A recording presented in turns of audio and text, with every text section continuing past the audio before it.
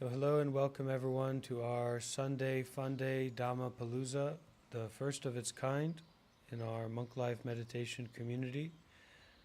We have some fire, we have some incense, there's also some tea, and we're all concerned with the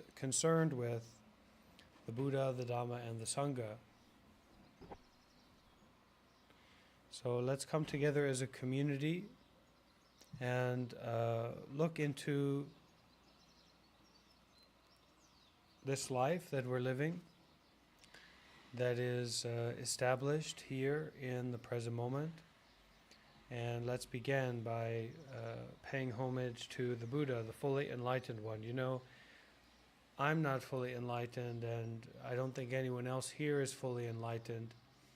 And yet we can know about, we can recollect the fully enlightened one, or those who are quite a bit enlightened, and we can pay homage to and we can take refuge in them so that we may continue on our path, okay?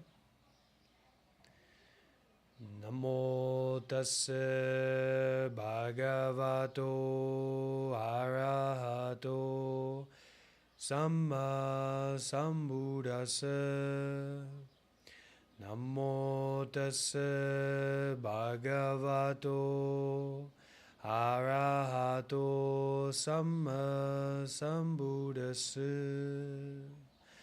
Namo tassa bhagavato arahato samma sambuddhassa.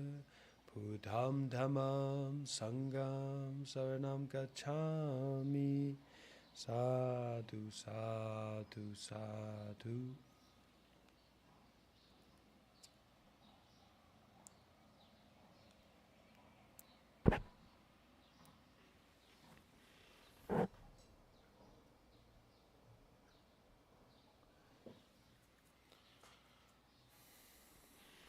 So to get started,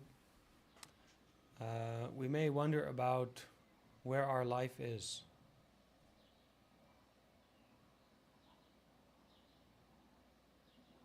Where is the joy of our life? Where is the freedom of our life? Where is the potentiality for transformation in our life? Where is that at? Because, you know, I find myself and I find many other people, they seem to be looking for that. Where is the potential for freedom and happiness and transformation and joy and healing in their lives? And certainly, where is it in my life? It doesn't seem that transformation or healing or helping or sharing could be possible somewhere outside of this everything. And so often I find myself fixated on one particular aspect of this everything, and getting stuck on focusing on one particular aspect of this everything. Maybe it's a feeling that I have in my body or in the body.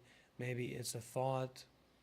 Maybe it's a thought about the environment that I'm in, or about my responsibilities or what I want.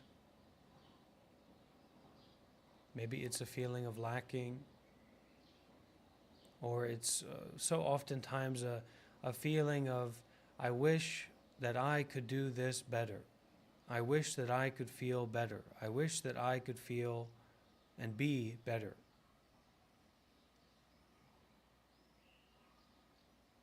So where is this life at? Where is this me at?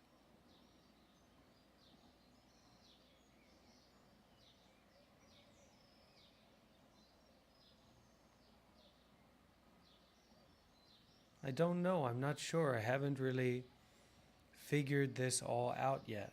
I really recognize that in myself, that I haven't really figured this all out yet. But at moments like this, when I'm really concerned with and really involved with the Buddha, the Dhamma, and the Sangha, because that's this is the Sangha, this is our Sangha, and the people here, this here, is really concerned with the Buddha and the Dhamma. This Sangha is concerned with the Buddha and the Dhamma. And this always feels to me like the right place to be and the right thing to be doing. To be here, to be sharing, to be listening, concerned with the Buddha, the Dhamma, and the Sangha.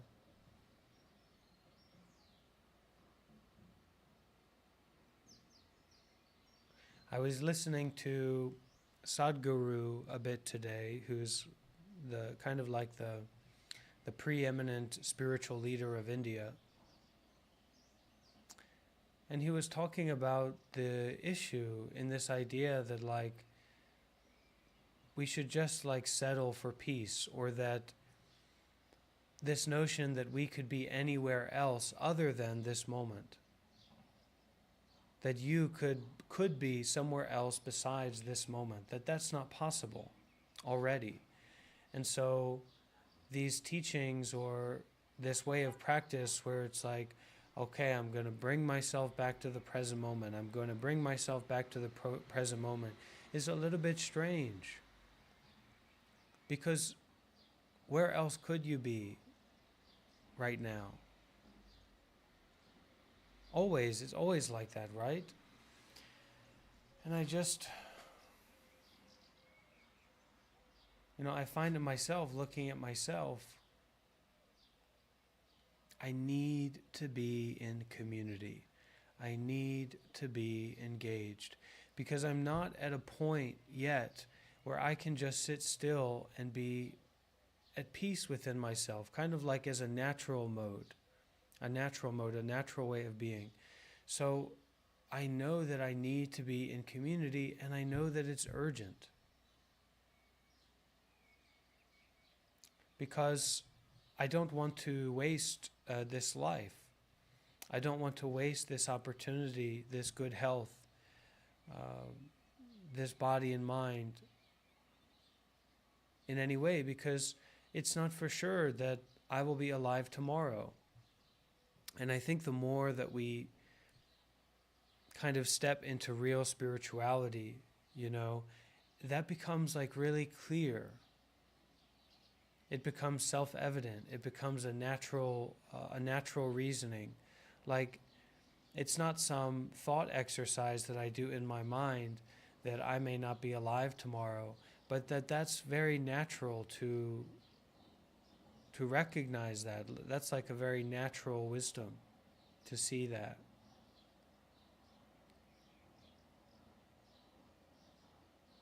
And I think we have to, it's kind of a gradual path where we see, and what is this we? Well,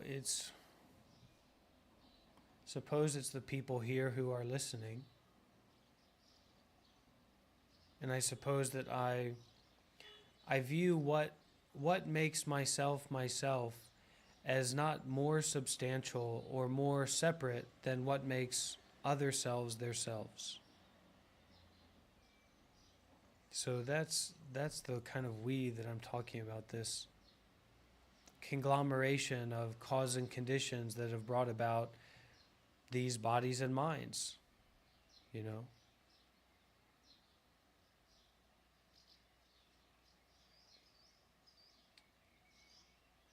So that I first had to like approach that impermanence of my life in like a very broader sense, like what I was doing with my life and who I was and what I was involved with. And there was no real time in that. It wasn't about this week or this month, but because I wasn't concentrated enough to look at my life in that way, I could only get this like general idea about like what my life is and what I'm doing in my life. And through checking that and saying, okay, that's not leading me where I want to go, I had to let go of that. And then I got more into this like engagement of life, this experience of my life, moment by moment.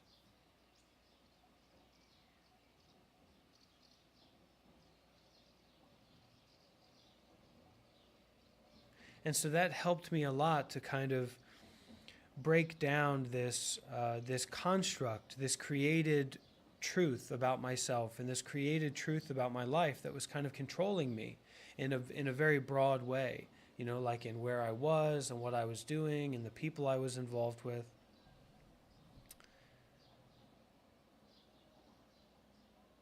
So that I could get to this point now where I'm looking at that day by day, that week, and I'm saying, what am I doing now in this week, in this day by day, that is pushing me, and this is what I'm working with. You don't have to work with this, but this is what I'm working with, pushing me to be close with and engaged with and concerned with the Buddha, the Dhamma, and the Sangha.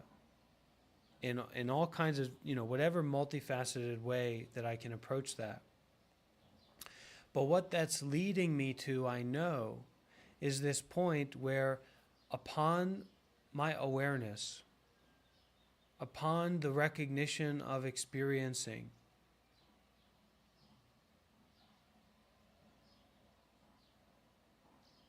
that I can stop grasping onto this or that, and I can start looking at how I can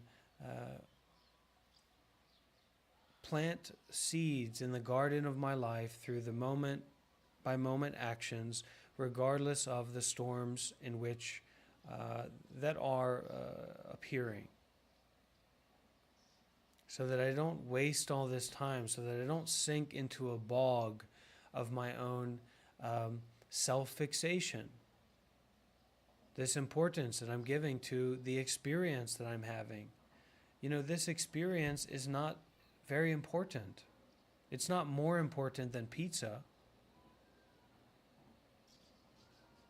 So I can eat pizza or not, but I'm still giving so much importance to these separate things.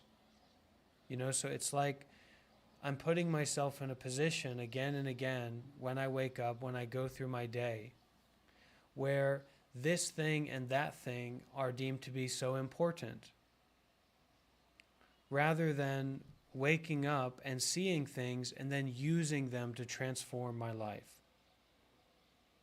to transform life, actually. Dhamma is just a way of communication so that we can get more involved and concerned with the Buddha, the Dhamma, and the Sangha. And that can look like listening to Dhamma teachers, highly realized teachers. And it can also look like being, in this space together that we are in.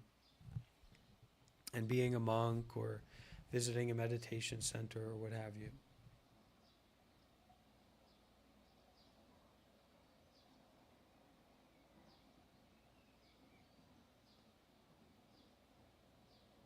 And in this DhammaPalooza, this is a fun day. This is a Sunday fun day. So please, you can share, you can unmute your mic, you can ask questions.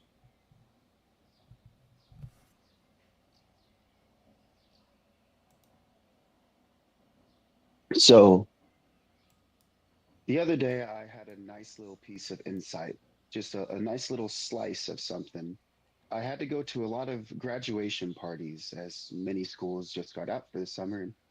And several of you know, people that I know that I needed to go visit. But anyways, so we were sitting around in the graduation party, and there's a lot of adults. They were talking about the things that they want to do. They were talking about where they want to go, where they'd like to be, a lot of complicated things. And I walked off because I don't know, I was getting bored. And I felt like all the conversations over there were empty. So I went to go hang out with my little cousins by the swing set, 5 year old, 7 year old. And I was really impressed because they weren't looking to go anywhere. They were happy right where they were.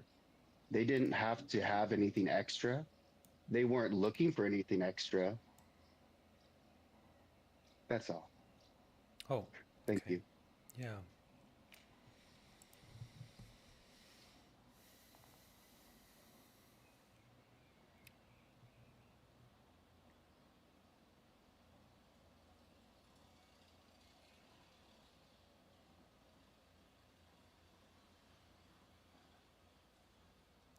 the vulnerability, the sensitivity, the openness, the transparency of this experience, of this community gathering, it's really important.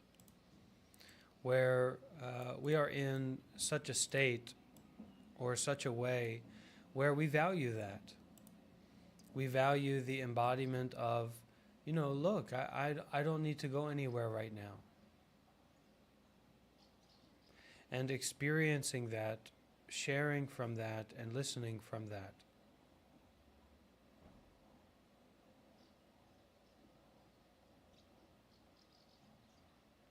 But that not needing shouldn't be a bind, it shouldn't be a chain, it should be an invitation for freedom. So if you don't need to go anywhere, then guess where you can go? You can go anywhere. You can be brave, and you can experience the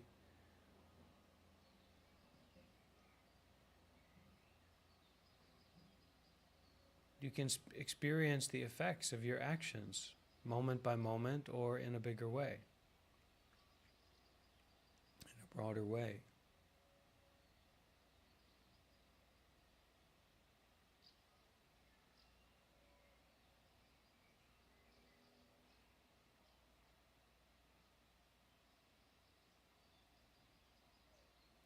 And even though this sense or this quality of being in space like this, like I don't need to go anywhere, I don't need to say anything, and yet I can be here. Rather than putting it into this box like it's like that, why don't you feel that? Why don't you investigate that? Why don't you practice generosity with that? Because it's normal that you don't understand it. As I often say to people, you don't understand most things about most things. Mostly you don't understand. So sinking into that place of awareness, a real presence, a real awareness that is not fixated on understanding. And yet even from that place, being willing to share, being willing to help, being willing to ask, being willing to give. And somehow that for me seems to be this place in which I cannot be subdued by my tiredness in the morning or what have you. I cannot be subdued by the storm that happens to be coming across this body and mind. But there seems to be this constant fixation on understanding. And then once this understanding appears, once I understand this, I'm trapped. I'm bound by that. And then my choices on how to move forward appear to be so limited. It appears to be this or that. When what I should try to understand is that this is because of that. And then break the chain or add in more this and that to transform.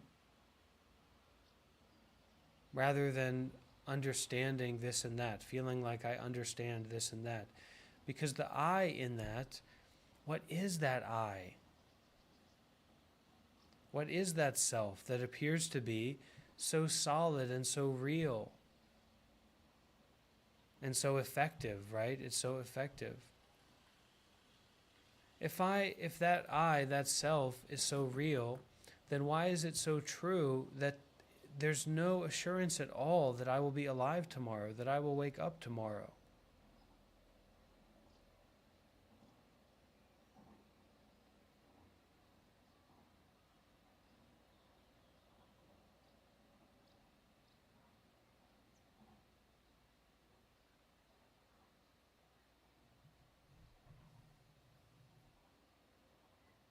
And then there's all this fear and this greed and this constant judging oneself, this constant judging of me. Why? I know I know that I am a good person. That's what I would be working with, right? That I know I'm a good person. So why would I always be judging myself that I love? Why would that make any sense? And it doesn't make sense. It makes misery. It makes depression. It makes anxiety. It makes lethargy. It makes this body and mind feel weaker than they actually are. More contained, more bound, more chained than they actually are. These causing conditions. This coming together of form, feelings, perceptions.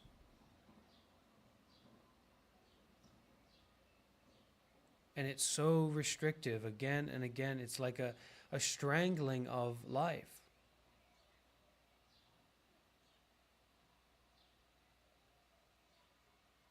So how to stop strangling my life so that I can breathe a fresh breath, so that I can breathe a full breath, and so that I don't have to wait so long again and again to find that within myself.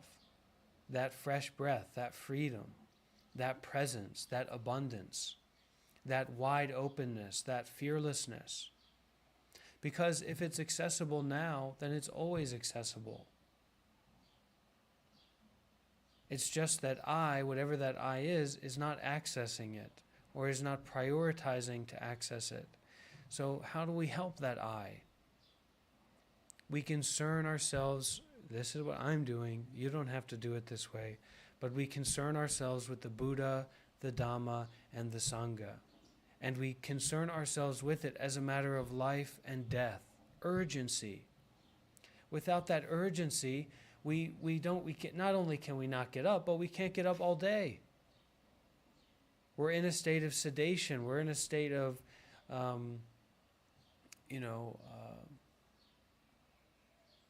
laxity all day. So that relationship with that urgency is really important, but not an urgency that relates to fear. An urgency that relates to the importance of freedom in your own life, in your own mind.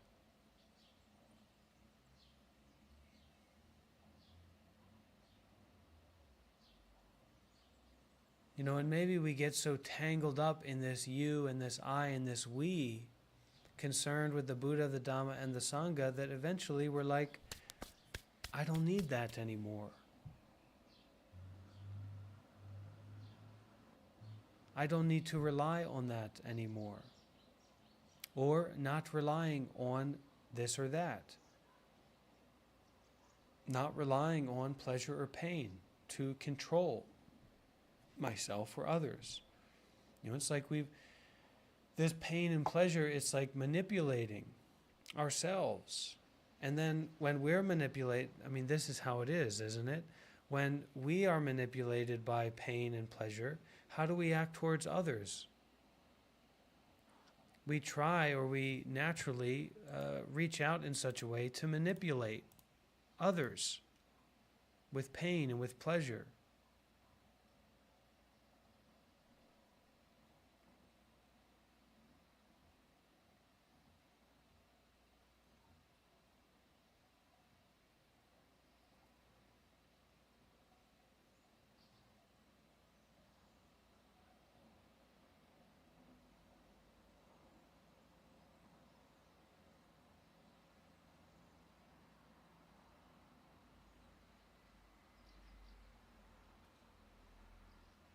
Fun and pleasure are much less important than helping people.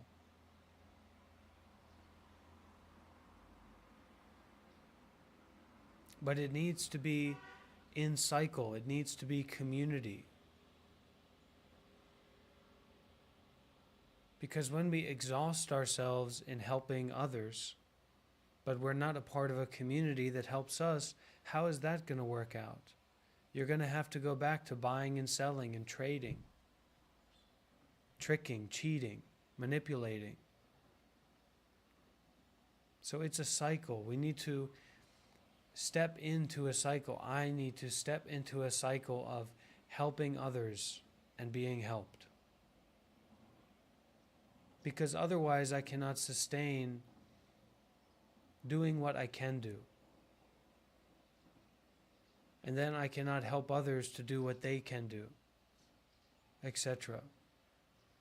And then we fall back into this cycle of tricking and trading and manipulating and being manipulated by our desires and our fears and the thoughts in our mind that aren't useful. If it's a useful thought, it can be as complicated as it needs to be. If our life is particularly abundant and helpful and resourceful and ecologically minded, compassionately minded, wisdom informed, practical, sustained, grounded, then our thoughts can be as complicated as possible, but not with attachment, with the willingness to use for benefit of all, of everything, of our environment, helping our environment. We know about hurting our environment. Some of the wealthiest corporations and people in the world are in the business of hurting our environment, whether we like it or not. Our environment, our earth, our home.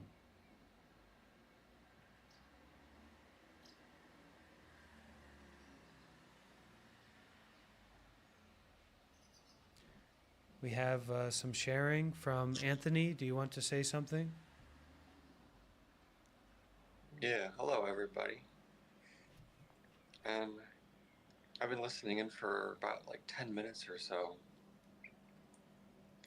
looking out the window, observing the sun, just breathing as it is, looking at the rainbow coming off the wine glass filled with water from the window, from the sun, of course, warming up some water to make some tea. And I was just thinking, this is all great and beautiful, yet how can I be fearless as well? And this is how I chose to. I have a question for you, Bante. How have you been fearless today? This is it. This is my expression.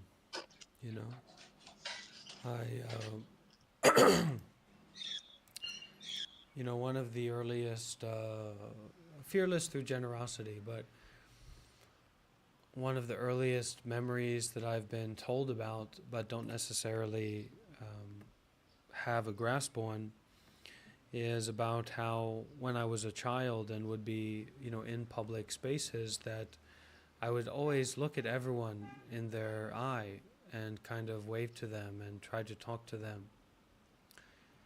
And I'm sure many children are like that, but maybe not supported to be seen as equals in humanity or equals in presence. So one of the original unstable spiritual dreams or missions that I had was to develop a community, a spiritual community, and to live in community for people who are focused on spirituality. And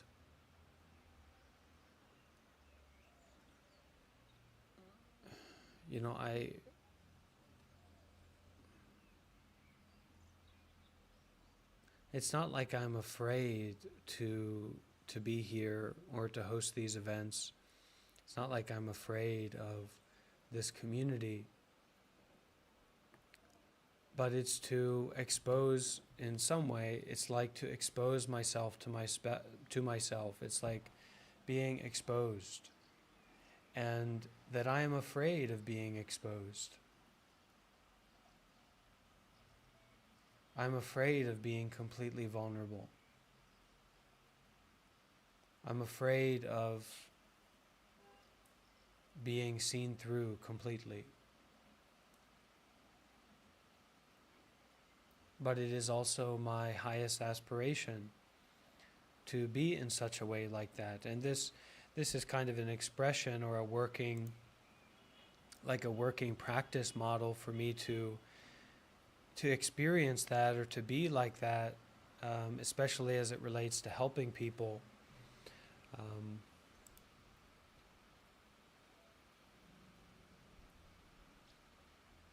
And I also took the steps to go and be closer to my teacher today in a way that I didn't expect, and in a way that I'm a little bit fearful about, because I expected to go to meet my teacher in America or on June 7th, but actually I'll be going to Thailand in 2 days to meet my teacher earlier than expected, and then to fly with him to the U.S.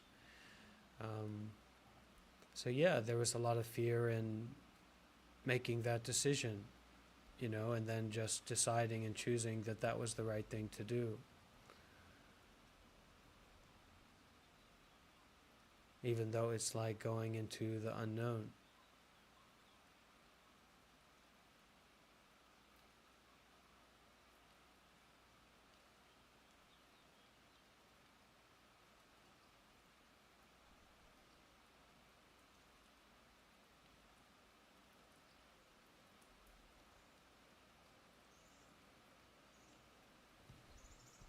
Did you want to say anything else, Anthony? Yeah, sure. With the opportunity. Well, first of all, I want to say I'm proud of you. Whoever I am, I'm proud of whoever you are. I think I had a couple more things to say. It doesn't really matter, though. I think I forgot.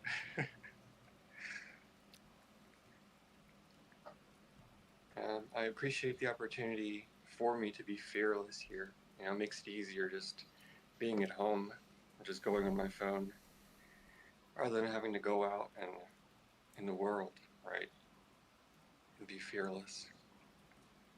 I think it adds another level to that practice of, like you said, not necessarily being afraid of doing it. It's just like being afraid of being vulnerable fully, or even just in new ways. Yeah. And fear is not a bad thing. Fear is a teacher, and it's also a protector, right? So we don't need to be afraid of fear. And one of the things we kind of need to work on and work at is to respect our fear, but not to be afraid of it. Because there's often a very strong lacking of common sense in modern human beings, and that's why I think it's so important. What Buddhism emphasizes is that, like, we don't start with the idea of being a good person. We start with being generous. And so, like, I've tackled my fear not by fighting with it or trying to change myself, but I've dealt with my fear, the fear about myself, which used to be much, much stronger, through generosity. And that generosity at the time, especially early on, didn't feel as beautiful or as lovely or as fresh as I wish that it would have felt. But looking back on it, it is beautiful. And I've actually found that these actions of generosity in the way that I've lived my life and changed my life have almost become like a soothing balm for that which feeds the fear within myself. That I know that I don't need to be afraid of myself because of these actions of generosity that have revealed my true self to me. My true self that's not in the world of like ideas and stories and concepts and beliefs and all that. And it wasn't cheap. It was expensive. And it was difficult to do like that.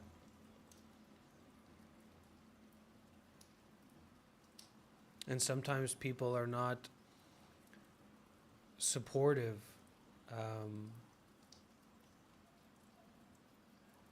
when they see those kinds of things going on. When they see great actions of generosity going on, they're not inherently going to be supportive just because it is generous, or it is good, or it is wholesome. They may not agree with it on a personal level, and then they may not support, they may actually attack.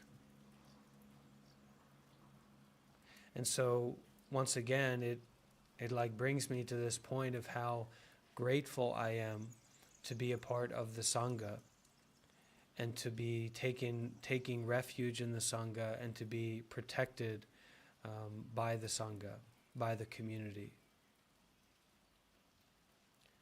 Like the difference between someone who had been separated from their tribe and was wandering around trying to figure things out, and then found the Buddha and the Sangha and took refuge in them and was protected by them. And I think not everyone needs to do it in that way, but they can support others to do it in that way. And they can support the mechanisms of taking refuge.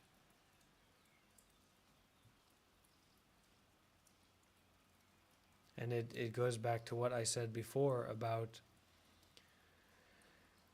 helping each other to help each other, creating this cycle of generosity is very important. Because if someone exhausts themselves in generosity, if someone exhausts themselves in doing good deeds and going down the right path, but then from that point of exhaustion they are not supported, then that's where that path ends. Or that's where that path has to be stopped in a limited way that didn't need to be limited. Right? So we talked about that recently as well in our previous video that Buddhism is about generosity, in how the Buddha's enlightenment was sustained through generosity of the people in the villages giving food to the Buddha. So it's not that the Buddha's enlightenment wasn't great or perfect or ultimate or supreme or just uncomprehendibly helpful. It's not just that, but that it would have stopped if not for generosity.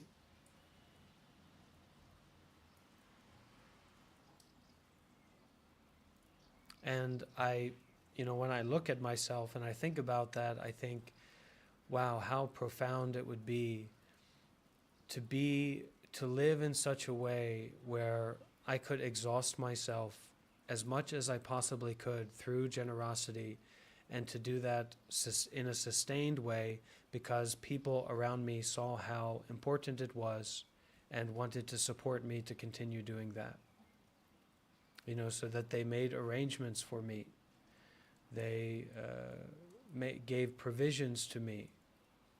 They gave rights for me to participate and to support in ways that were suitable for my condition. And that how this doesn't just apply to like spiritual teachers or gurus or something like that, but it also applies to all of us that have different kind of abilities and different kind of conditions, and it especially applies to children.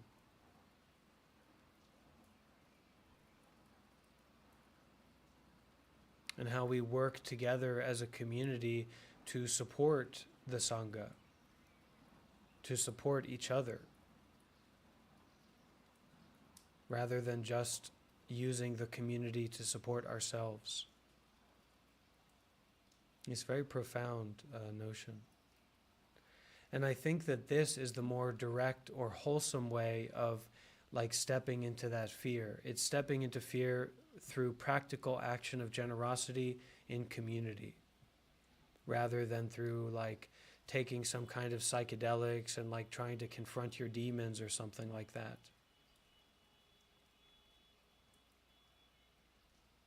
I don't recommend that. But a lot of people approach, their spiritual path in that way. And it's too limited of a way. I was speaking with so there's a very large group of, it's a lot of young men, and this has been going on for a while, but kind of men in their 20s and 30s that have approached spirituality that's informed by Buddhism, kind of like a culturally appropriated spirituality that's informed by Buddhism, from the likes of Daniel Ingram and from the likes of Kuldasa, the books like The Mind Illuminated and Mastering the Core Teachings of the Buddha, where basically this system has been presented to them where they can either become a sotapanna, or they can either become a stream enterer, or they can either become like somewhat enlightened, or they're not a part of a spiritual community. And it's not a right way to approach the path, because not everyone here is going to reach a point of enlightenment, just like everyone here is not going to become a monk. But that doesn't mean you can't be a layperson. That doesn't mean you can't be a supporter of the Sangha. That doesn't mean you can't be a part of the community of the Sangha. And setting up those, that duality between you either have to be somewhat enlightened or you just have to not think about that or not be a part of it at all, it's just not the right way to approach it. It's not how Buddha approached it. Buddha didn't go around telling people hey, you need to get enlightened. The Buddha walked around in a state of sublimeness and peace and joy and compassion and wisdom, and gave the opportunity for people to support him and to support his monks, his Sangha, and to experience the joy of generosity and the joy of listening.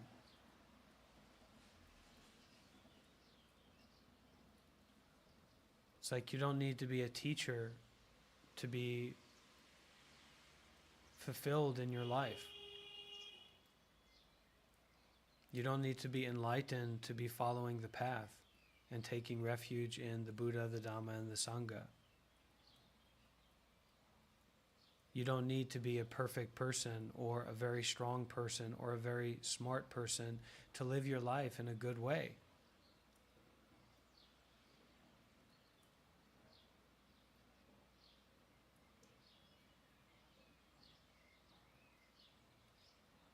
Just taking a couple steps back on a part of a conversation, but it had to do with drug use or psychedelic use. And I'm neither going to condone or be for or against it. But I really liked what Ajahn Chah said in a book that I was reading from him recently. He said that drugs can be good, but not true. Or sometimes they can be true, but not good. I really like that. Ajahn Chah says a lot of really interesting and really direct things. And one of the other things that I think recently stuck with me that he was saying is I was listening to it on an audiobook, and I was just mowing my lawn, and I was trying to just mow the lawn as fast as possible. I wanted it to be done so I could go do the things that I wanted to do with my day. And I was listening to the book, and I centered myself around my lawn. I just went a little bit at a time. And eventually, that little bit and just focusing on that little bit got the rest of it done. If I speak further, I'll lose this concept. I'm an idiot, but a wise idiot for the most part.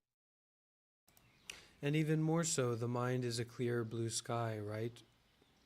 Even more so, the mind is a clear blue sky, and learning how to make those declarations rather than making those me identities. It's we want to break down that me identity. There's a story of an old Zen worthy, and they say that whenever he woke up in the morning, the first thing he would do was yell, and he would say, "Master, Master," and then he would respond to himself, "Yes, Master," and then he would say, "Do not be deceived, Master," and then he would say, "No, Master, I won't."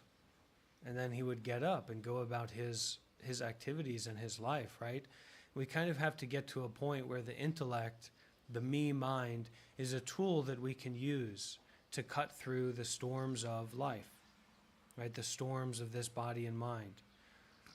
Because we waste so much time just being beholden to difficulty and beholden to unpleasantness, beholden to like a particular state of mind that we happen to wake up into. And then we sink into it and spiral into it and dwell in it. And we don't have to do that. It's not necessary to do that.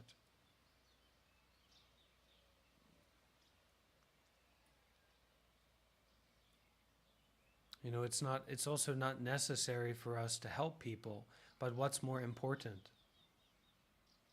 Dwelling in the me state of the mind or helping people? And what I found is that by helping people and putting myself out there, I develop the capacity to break down the me state, but also I get more experience in helping people. Whereas if I prioritize fighting with the me state or understanding the me state, I don't get better at helping people, and I also don't get better at breaking down the me state. I get better at indulging in it or being stuck in it. And it's so hard to do this without people that are skillful at this and concerned with this and believe in this and then have faith in this and then act in according to that faith so that they have a realization of it.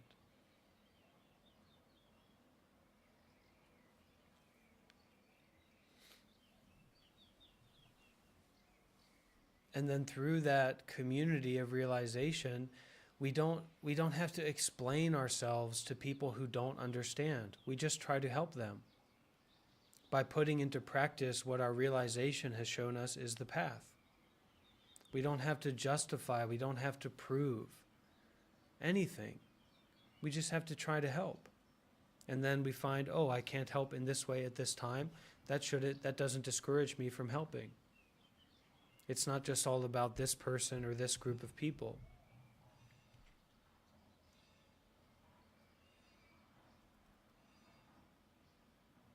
Just like it's not just about being in pain or feeling pleasure. It's not just about having a good meditation or having a bad meditation or meditating or not meditating, right? Because it seems to me that waking up mind that doesn't have a meaningful context in which to wake up in, a student knocking at the door saying, Master, Master, help me or teach me, or let's go for a walk, something wonderful like that, right? How wonderful that would be.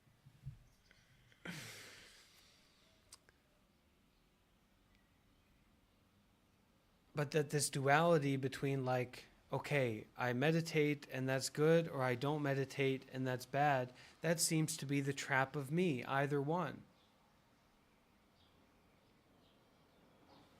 Whether you do either or, you're stuck because it's about me.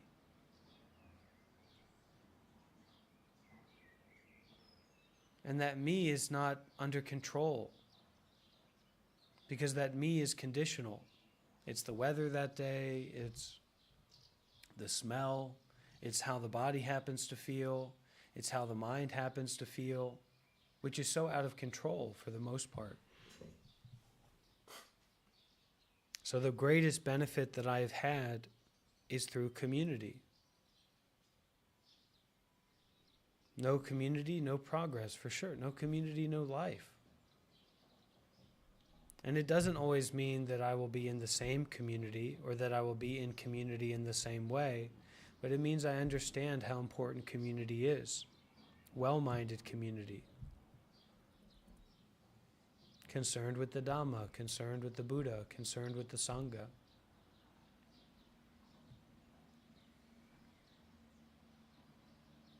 And even though I don't know how long my life will continue, or how easy that life will be, or how difficult that life will be, there's a sense of refuge in that, regardless of that. There's a sense of refuge in that the Sangha is real, that the Buddha is real, that the Dhamma is real, and that I mainly work in the world of what's real and what's not real. I feel this way and I don't feel that way. That's where I exist. And I'm working on that, working to dissolve that, but I recognize that that's where I exist. And I want to be clear about what I take refuge in. And this taking refuge is bending the knee and giving the sword and shield. It's not making decisions about what I like or what I don't like, or what I agree with or what I don't agree with. It's more like generosity. It's bending the knee. Here is my sword. Here is my shield. Please allow me to follow you. Please allow me to try. Please instruct me. Please give me guidance. Not your opinions, your agreement, your disagreement, your preferences. Who cares? You think the Buddha cares about what you like or what you don't like? You think the Buddha believes in that? No. And my teacher, Sayadaw Tamasara, for example, he's taking care of the needs of so many thousands, or meeting the needs of so many, right? And then someone comes along and says, I like this and I don't like that. How ridiculous that is.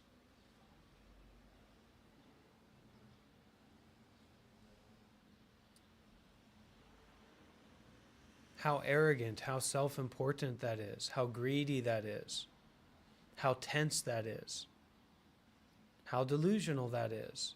And then you say, hey, Master, I have a gift for you. It's my greed. It's my anger, it's my frustration, it's my tension, it's my delusion. It's not a gift, it's not an offering.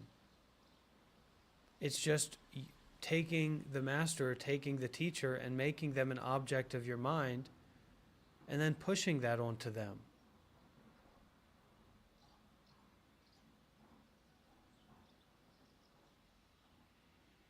And you won't make progress that way. And you'll miss out on the opportunity to have a teacher. It goes to that place where a person is lost in the forest. They don't have access to food or water.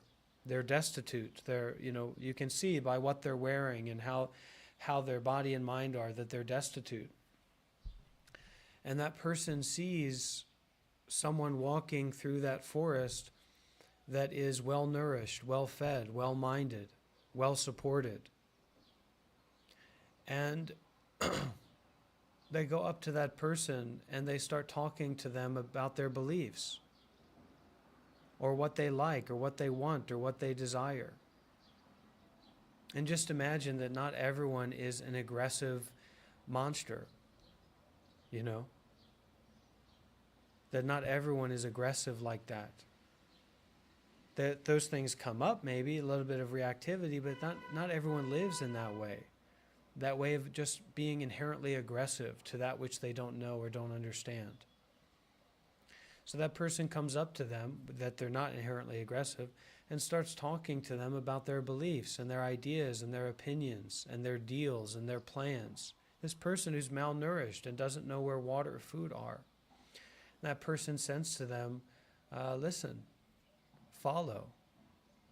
And then that malnourished person starts to try and talk more about their beliefs and their opinions and what they like and don't like.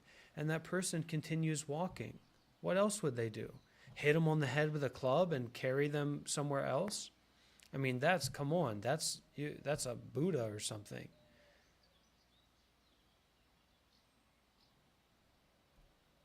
That's the only option you give at that moment. Now, what else could you do? Listen and follow. And try to support.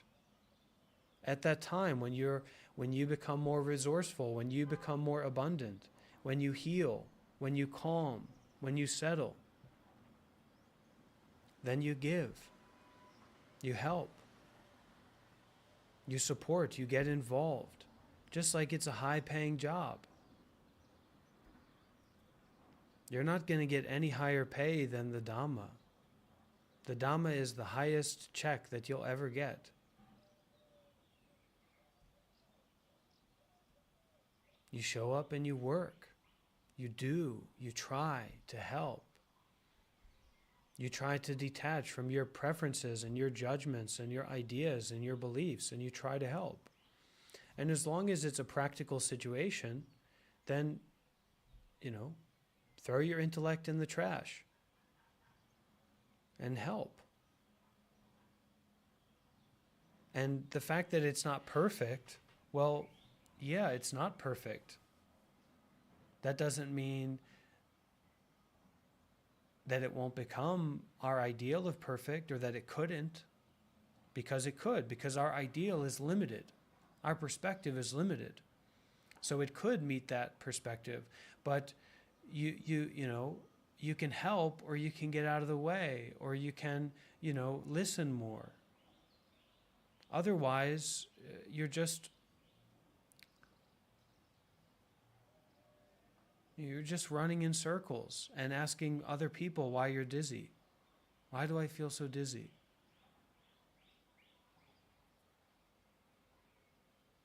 Because you're not listening. You're not following. You're not giving. And enough is just a stepping stone for more than enough. So enough isn't even important. Enough is just the stone you step on to do more than enough. It's never enough. It's like, how many breaths is enough? How much water is enough? How much shu pour tea is enough? It will never be enough.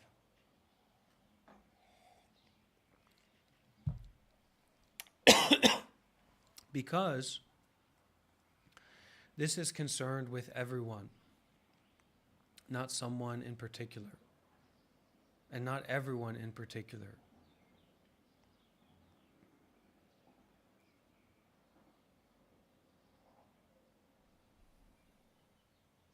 It's like, how many wells in Africa are enough? No, it will never be enough. Having enough wells in Africa is just a stepping stone to fleshing out the infrastructure. Go ahead, Z. You have something to say, Z? Oh, no, sorry. Okay. Anyone? Yeah. I don't think you'll be able to write this one down into the big book of Zen, but the use of tools is for us to accomplish a task. That being said, you wouldn't fuck a rake. Like I said, don't think you can write that one in the book of Zen, but it was a really relevant thing to me recently.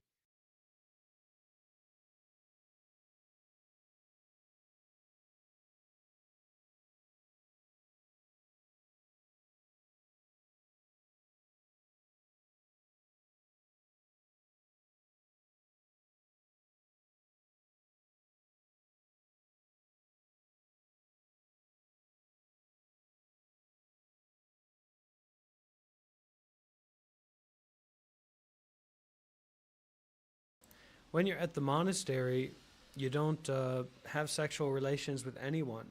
You practice celibacy. And that's a part of the deeper work that we do, is that we renounce the gross sense desires so that we have more energy and more bandwidth for communicating with one another and collaborating with one another in a way that's not just solely about sense pleasures.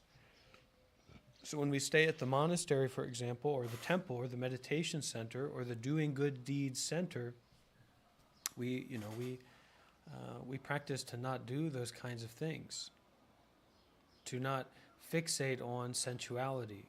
This is a way of renunciation, which is also a kind of generosity, a willingness to give up, willingness to give away, a willingness to put down. Generosity is a big model for practice, not just one thing. But yeah, that certainly was an extreme statement that I made.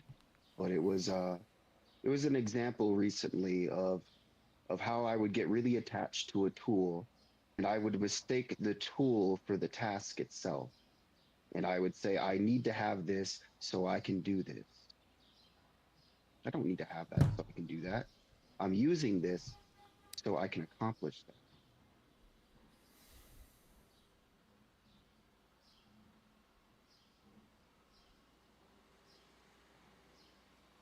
Well, usually we are using delusion to accomplish delusion. And that's not going to work out. You know, we're using some idea about ourselves in the world to accomplish some idea about ourselves in the world.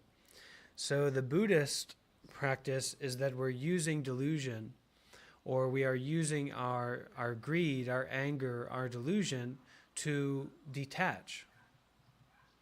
Right? So we're helping people to detach from people, from everything. You know, we're using community to detach from community, but that detachment is like a very high and powerful state. So it's like, it would be as if you saw a weight in the gym. You saw like an 80-pound dumbbell, and you said you wanted to detach from picking up that 80-pound dumbbell. You can't detach from doing that until you can pick it up, until you can wield it. You can't detach from wisdom until you can wield wisdom. You can't detach from Buddhism until you understand Buddhism at a fundamental level. You can't detach from enlightenment until you're enlightened. You can reject it. You can say, oh, I don't care about picking up heavy weights. Well, that's fine that you don't care about it, but you also can't do it. So unless you can do it, you can't detach from it. Unless you can practice generosity, then you can't say that you can detach from generosity, because you can't even experience it. You're afraid to even experience it or to try to experience it.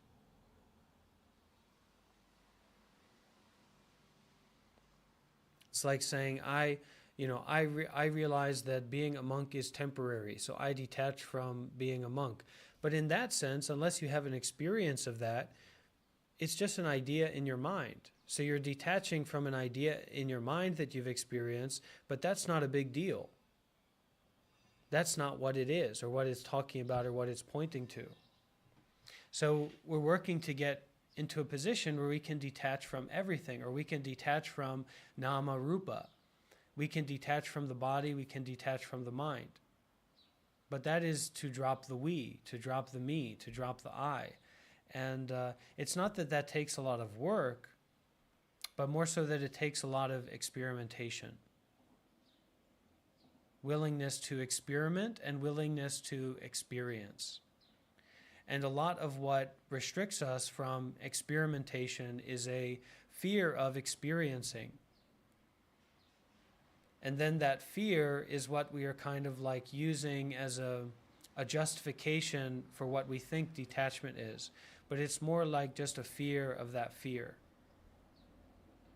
And the reality is, like, if we're very attached to our mind, and our mind is very attached to our body and how the body feels, well, you know, the bad news bears are not that far away.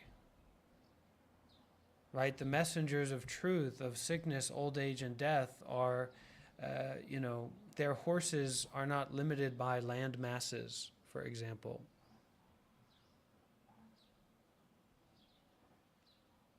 Those messengers can reach us and meet us any place and any time.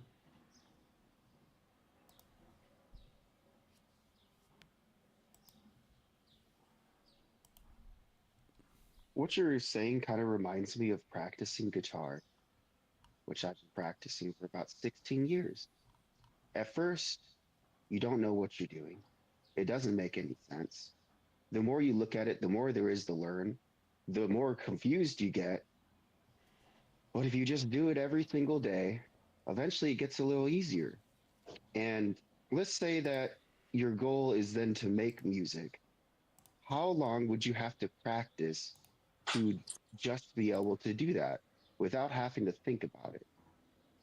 probably a really, really long time. Well, forever. And how long is forever?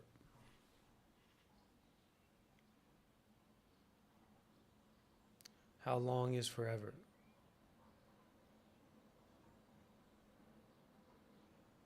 And forever is kind of like this life, this moment. It's just that we identify with these temporary phenomena that we think are like a self-identity, like a someone.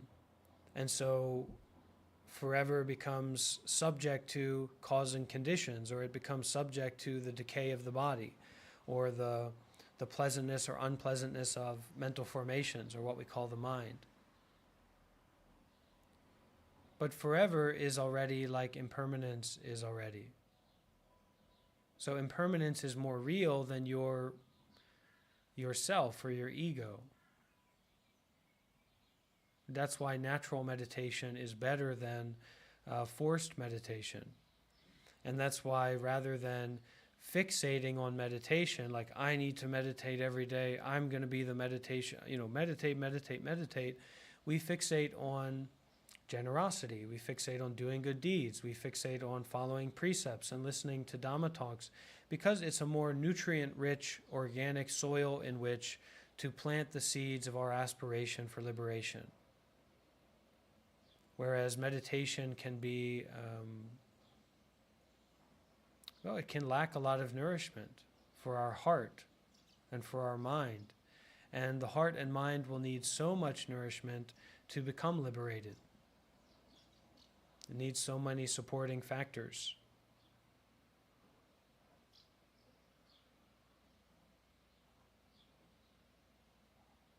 We can't just force ourselves to meditate.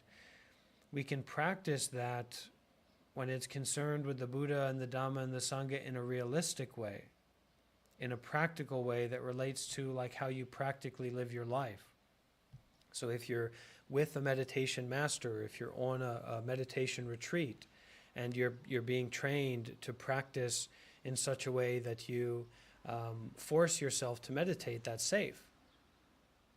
But if you're just doing that on your own, that's not safe.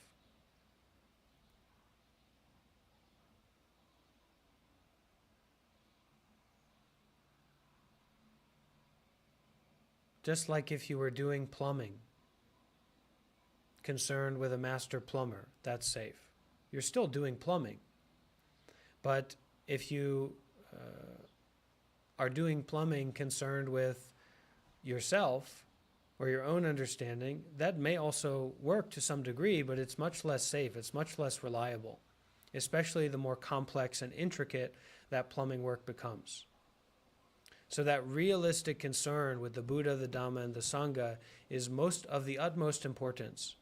And it's a major limiting factor why people who consider themselves to be Theravada Buddhists or consider themselves to be Buddhists do not have success, because they're not concerned with the Buddha, the Dhamma, and the Sangha in a practical way. Right? They're not concerned with being around monks and nuns.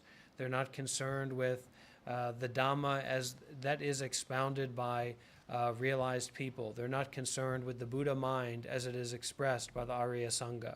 They're not involved with that much. So it's natural that they won't have much success. Whereas here, regardless of my level or attainment, which is not something we really focus too much on this community, and it's not something that I've focused much in my spiritual life, right? But regardless of that, I am very seriously and deeply concerned with the Buddha, the Dhamma, and the Sangha, the Arya Sangha, in my own life.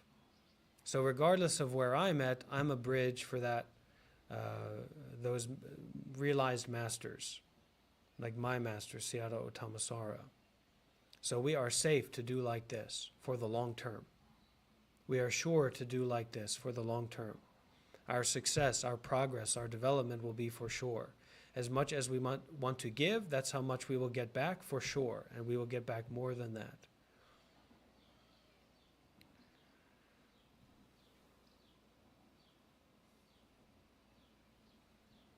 Because giving will become a way of being. And then it won't be about you and how much you give and how much you get back. It will just be giving, and it will just be getting back, which is much more than you.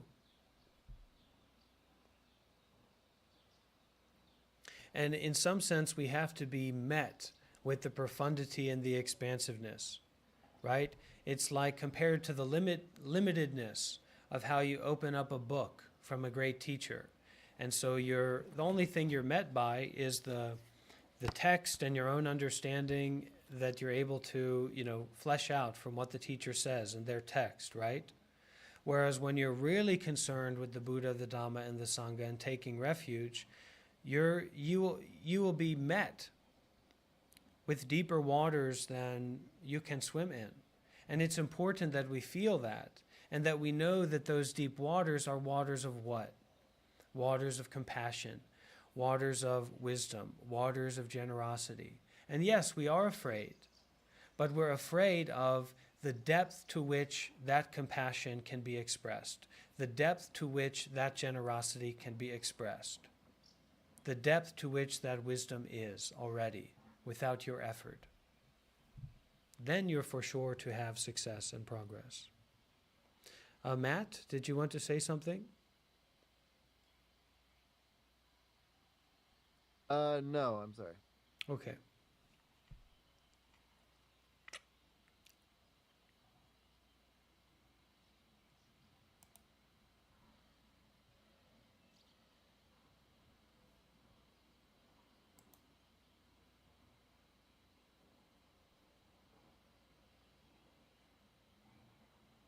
Because then your fear, your hesitancy is not about the disaster of your own life or these shallow perceptions that you have about what the world is or about what life is. Your fear isn't about that.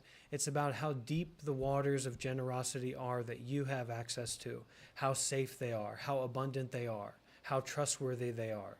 You're afraid of that, not this kind of nightmare world of the American prison system or systematic discrimination against children or what have you.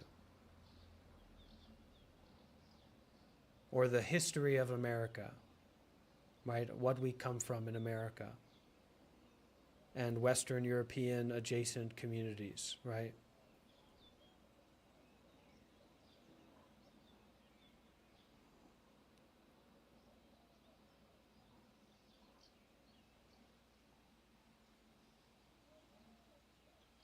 And then we feel safe to be in those waters, even though we feel fear about how deep they are. We feel safe to stay in the waters of the Triple Gem, even though we are afraid of how deep they are. And if you don't understand, if you don't recognize how deep these waters are, then you won't really have much of a grasp on what Buddhism is about. Because the shallowness just does not speak about what Buddhism is about, or what the Buddhist community or the Buddhist tradition, history is about. There's nothing shallow in it.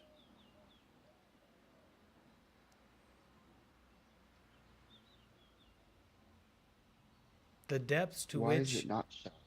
the depths to which it is not shallow are incomprehensible. That's why it is not shallow, because you cannot comprehend it. If you could comprehend it, then it would not be shallow or deep. It would be neither or.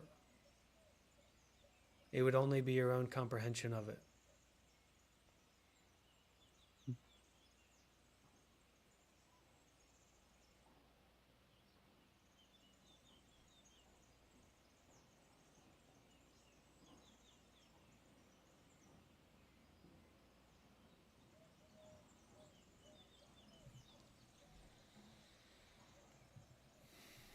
Okay, we'll take a short commercial break, and we'll be right back after a word from our sponsors.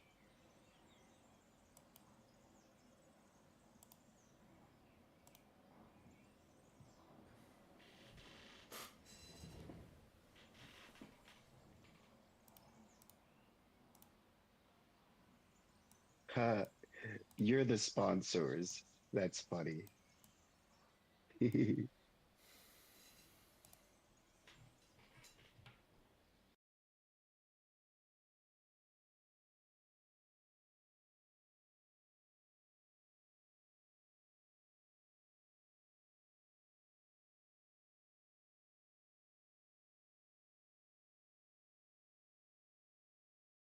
What's the purpose of meditation?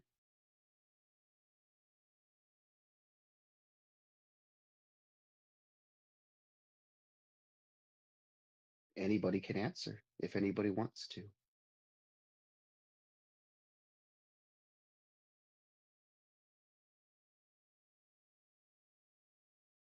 I don't know. I can give subjective response. So what's the purpose for me? Sure. And when I could do it, I can't. For some reason, ADHD sets in, and I can't just focus on a breath even.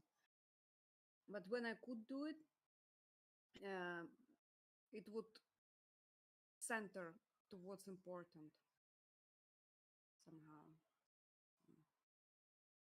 Calm down the mind, helping to get out of the whatever ruminating, constant ruminating in the head. Yeah. So, but that's subjective. I think you said that very well, at least for my subjective viewpoint.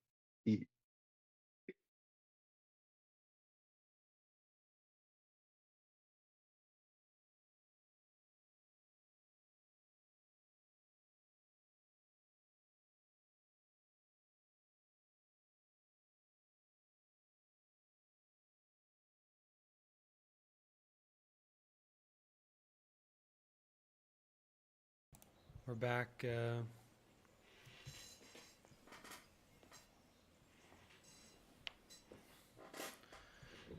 In this moment, I came across a short reading that I'd like to share with the group.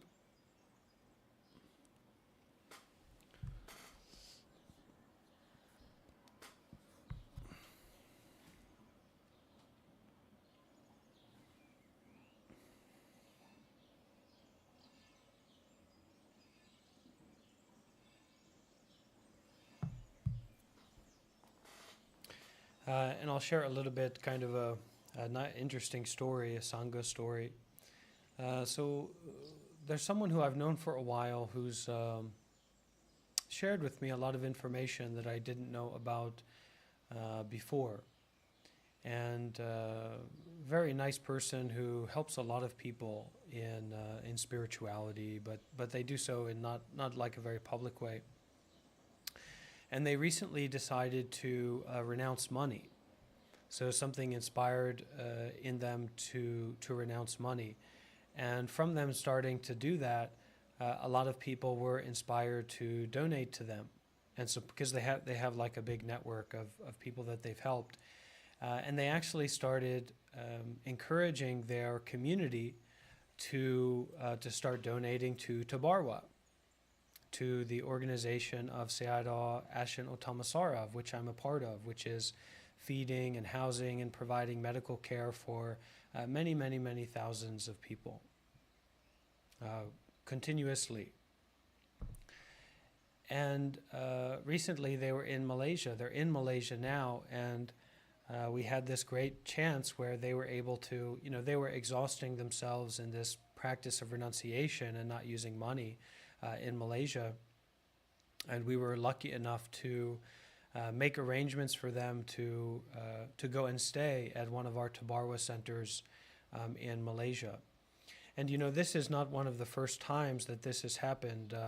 We've had quite a few of our Sangha members take refuge in our community and be provided with housing, be provided with access to vehicles, be provided with Dhamma teachings, and also food.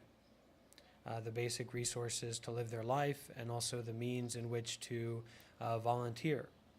So something to celebrate together within our community, these great resources that we are providing to the Western people who are on this path. And I'm grateful that you all support me to be able to do this work and to develop an awareness of Tabarwa and Buddhism in the Western world, and now more recently doing some more focus on social rights as well. Okay. So, swifter and slower ways. And we're going to Tatu, the Chan, the Zen tradition.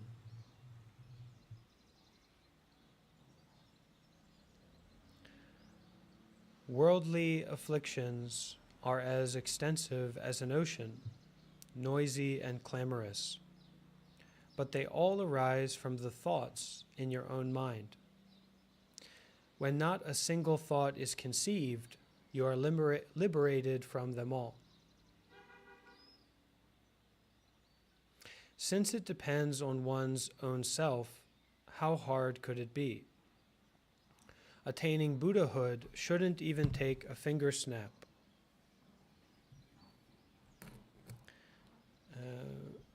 Freedom. Viewed in this way, it seems very easy, but even so, you must be the one to do it. An ancient also said, the moment you produce a thought, it is an object. Just don't have a single thought, and objects disappear. So mind dies out spontaneously, and there is nothing more to pursue. Those who already have good roots will understand this kind of talk the moment they hear it.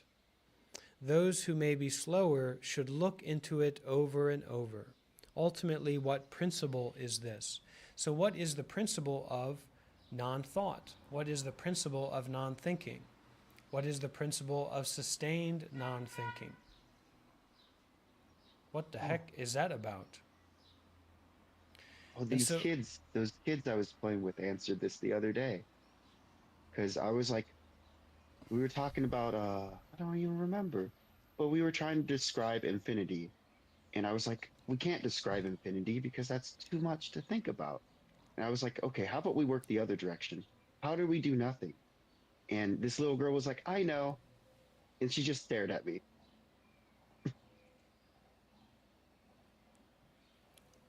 Well, you should have a lot of reverence for that teaching that you received from her. Children are deep teachers of the Dharma, I believe.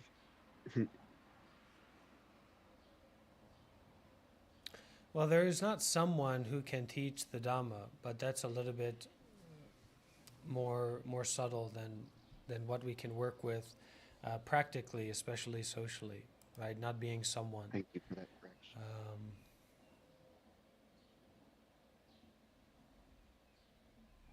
But not being someone is important. This is about detachment, right? So viewing from the position of not someone. What's that like? What if we were or are, for example, a group of not someones? A little bit shaky. What if we were many not someones that were not somewhere?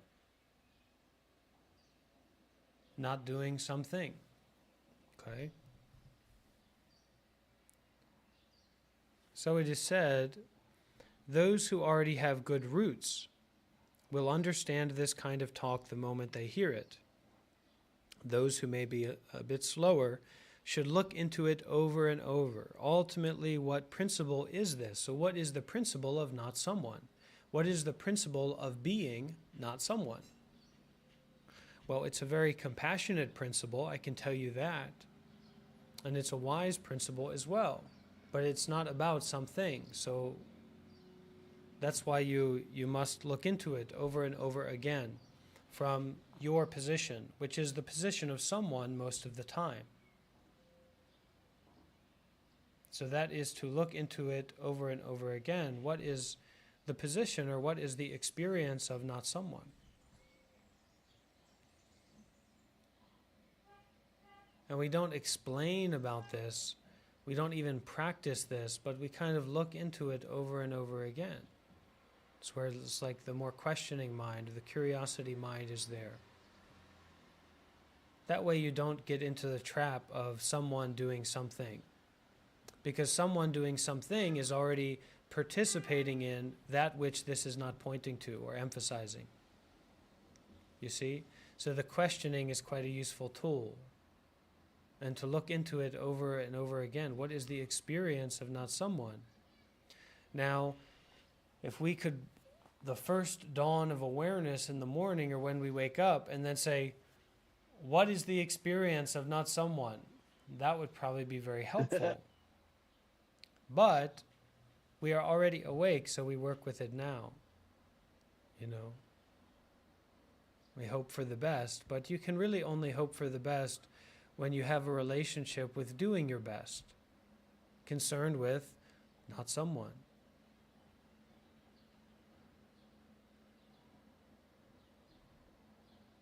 And it's not about falling into a void. It's not about being this kind of broken, deadbeat, kind of parasite.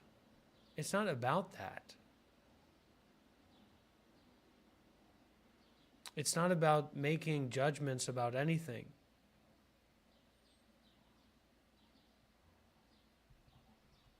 But to question, to open, what is the experience of not being someone, or not someone, or not being someplace?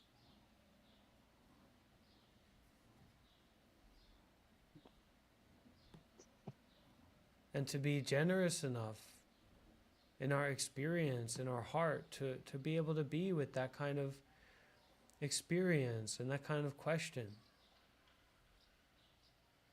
Vulnerable enough.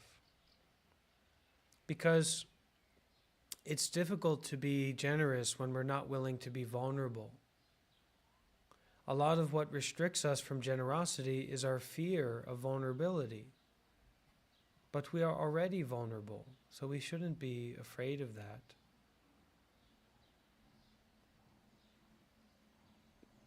Of course, careful, skillful, contemplative, it's all fine. But we can't allow ourselves to be restricted from trying. If it's in a big way, if it's in a small way, we should still try to ask, what is it to not be someone? And we have to put a crowbar in the gears of our ego. So what is that crowbar? It's being concerned with the Buddha, the Dhamma, and the Sangha. It's taking refuge in the triple gem, whether you understand it or not. You see? Because questioning is not about finding an answer. That's before science. Pre-science, questions were about finding an answer that correlates to that question. Science said questioning itself has inherent value, questioning without bias, questioning without motivation, questioning without intention for a particular answer, giving without expectation. You see?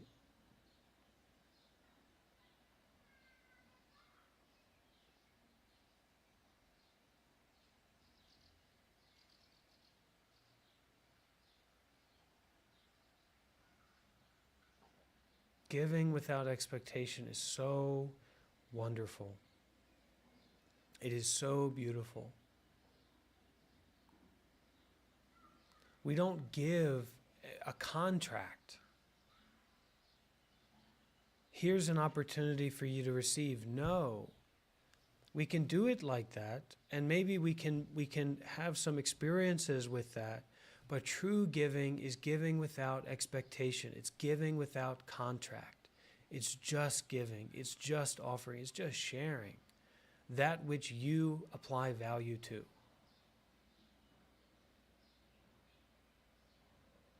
That can change someone's life. That can sustain someone's life. And it can protect you from your fear about your own ego and about your own mind. Very powerful, very, very powerful. And no, we don't need to tell other people about these actions of generosity. We can hide these actions of generosity. Keep them hidden. Don't tell anyone about these actions of generosity that you do. Secret actions of generosity that no one knows about. Very, very powerful protection.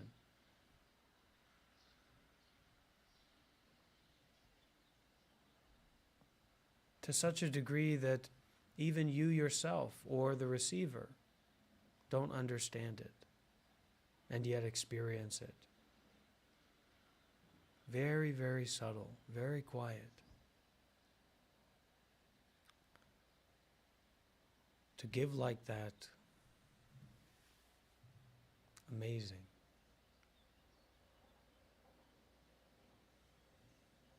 To remember giving like that, offering like that, sharing like that.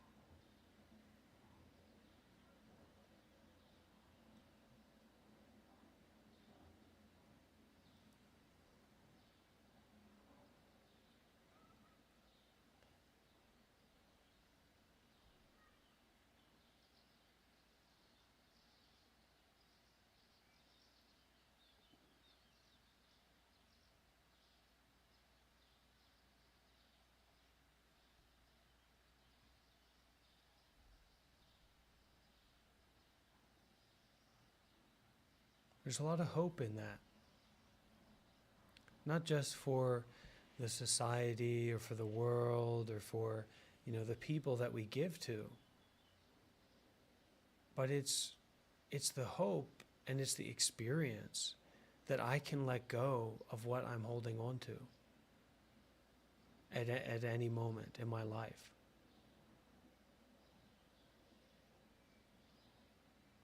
And that the contract of my attachment cannot bind me, cannot define me. That I don't have to follow the script of what I identify with.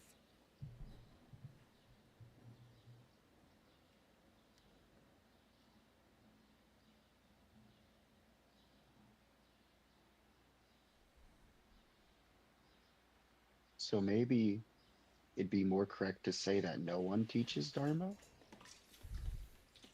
Well, you're not no one, so you're not teaching Dhamma.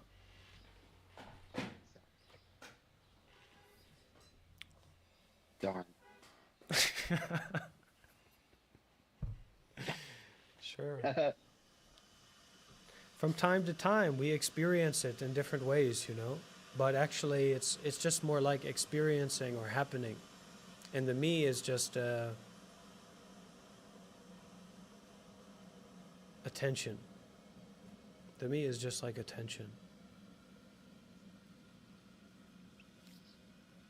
And the ego is like the habituation of tension.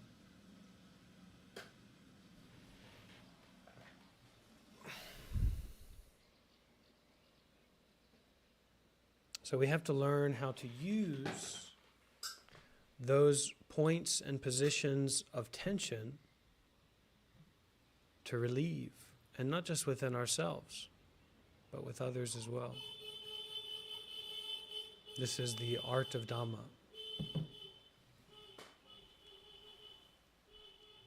Also the art of doing good deeds with mindfulness and detachment.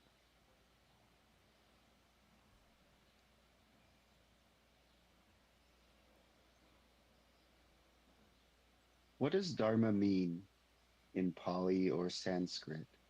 And I'm not sure which one it comes from. But what does the word directly mean? I don't know.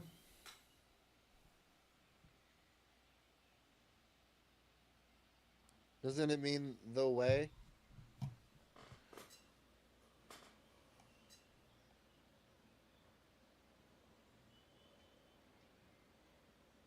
I think I've heard the way referred to as Tao.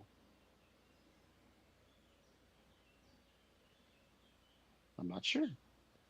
The Dharma is the teachings of the Buddha. Okay? We have to become like a beggar. We have to become like a student. We have to become like someone that cannot manage for themselves, cannot understand for themselves. Because otherwise our questions will just be about empowering our own ability to rely on our own understanding. You have to detach from the notion that you can rely on your own understanding. Okay? You cannot rely on your own understanding, just like you cannot rely on your own body to live.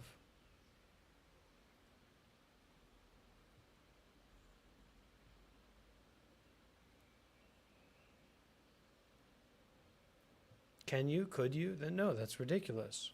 That I could rely on my own body to live, my body by itself. So the attempt to rely on your own understanding by itself is a broken code. It's a dead end pathway, but not in the good way.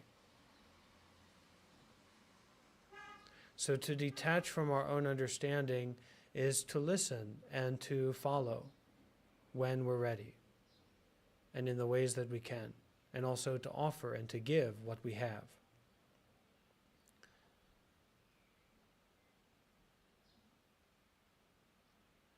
It's like if we rely only on our own possessions, if we rely only on our own properties, then we cannot do anything. We cannot go anywhere.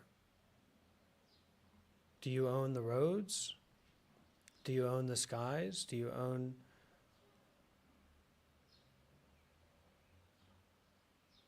the stoplights? So we cannot rely on ourselves.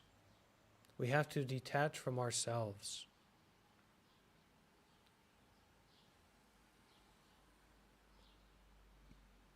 We fall into these states of depression or anxiety or what have you because we're stuck on relying on ourself or our experience at that moment.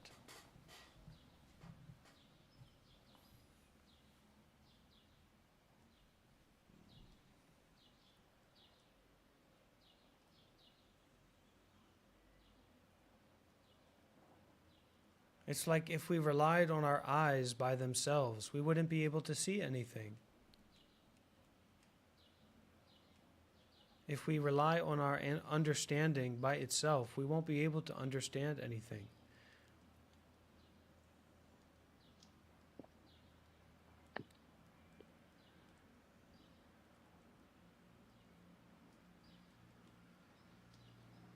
The Dhamma is the teaching of the Buddha, or the Dhamma is the teaching of the path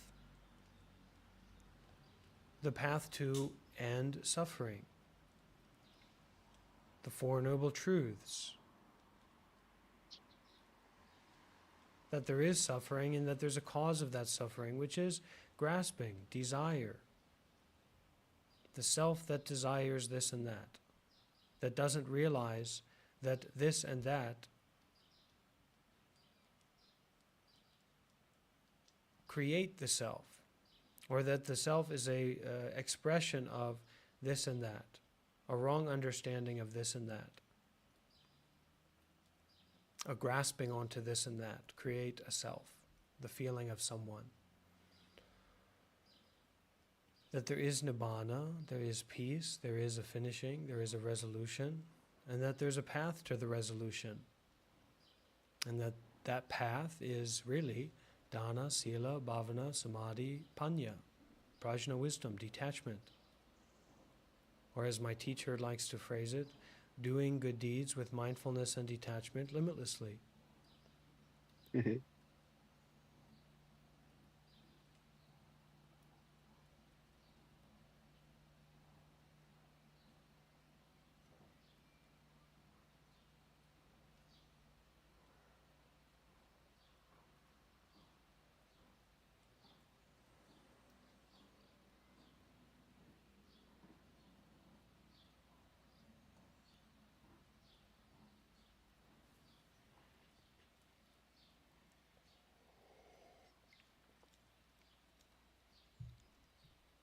Okay, any other questions?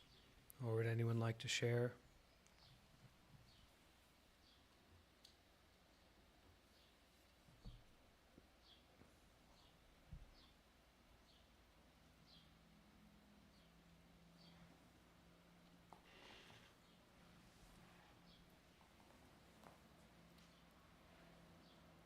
Hi, Bante. Can you read my question that I'm going to put in commentaries? You please read it, or just say it. Okay. My question is about, I'm not good at English, so sorry for that. It's But good. I know you are a monk, also a young monk, how can I deal with these sexual energies and take control of this biological urge with the correct approach as a layperson? Well, firstly, you need to develop a healthy relationship with your sexuality or sexual energy. So you can't fight against things that are natural within you. So it's normal and natural for a person such as yourself, a human being, to feel sexual drive, sexual energy, right? So you need to make peace with that within yourself. Meaning that you make sure that your sexual involvement with yourself is not like seeing sexuality as bad, and also that that involvement is wholesome. Okay? And from that, we need to live meaningful lives. We need to live a meaningful life that incorporates doing good deeds, incorporates listening to Dhamma talks, incorporates helping people, incorporates volunteering. Otherwise, the most meaningful thing in your life will be sexual pleasure, or will be drinking alcohol, or will be consuming media.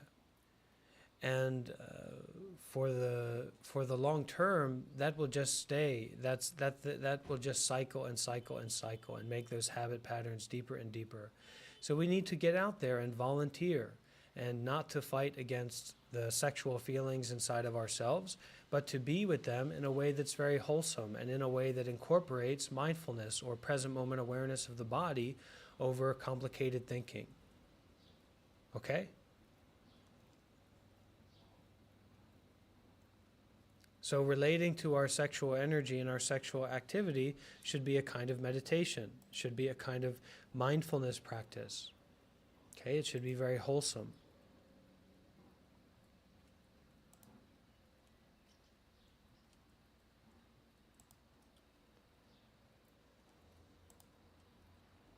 Does that answer your question?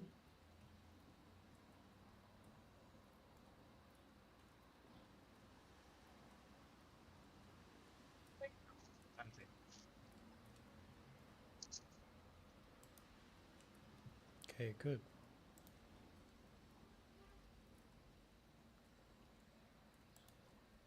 And not someone or not being somewhere is not about a particular kind of experience.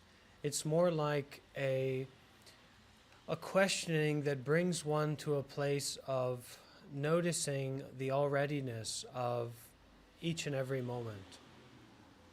That you couldn't even say that it's this moment or it's that moment, but there's a kind of quality of awareness that does not depend on someone or like a personal identity.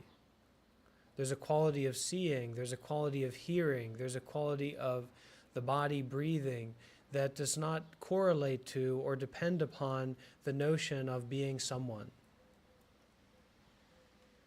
Even if it's tension or it doesn't feel pleasant or it feels pleasant, still there's that quality of like seeing that it doesn't have anything to do with being someone. Or hearing that doesn't have anything to do with being in some particular place. As if there could be a particular place separate or outside of everywhere. And even everywhere isn't a particular place. Everywhere isn't a thing already.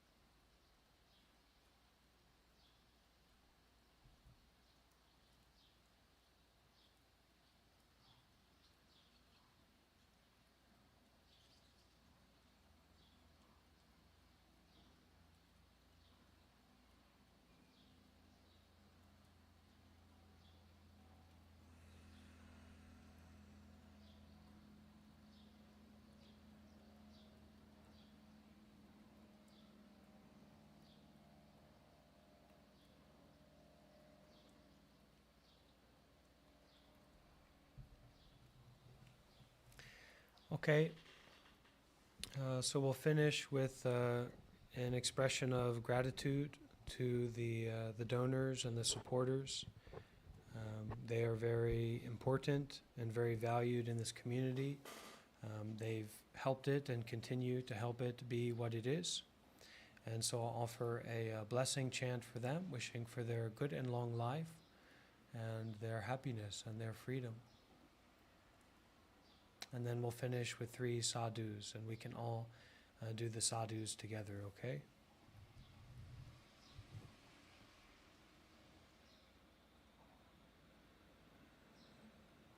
Sapitiyo vivachantu saparoko vinasatu ma pe pawa danasilicha ayu ano sukhang baram sadhu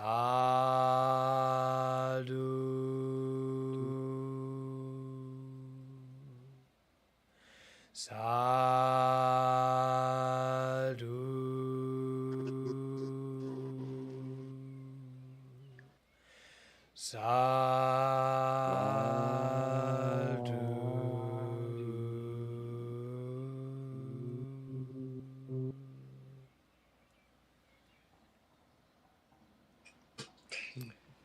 Teruwan Saranai, blessings of the Triple Gem.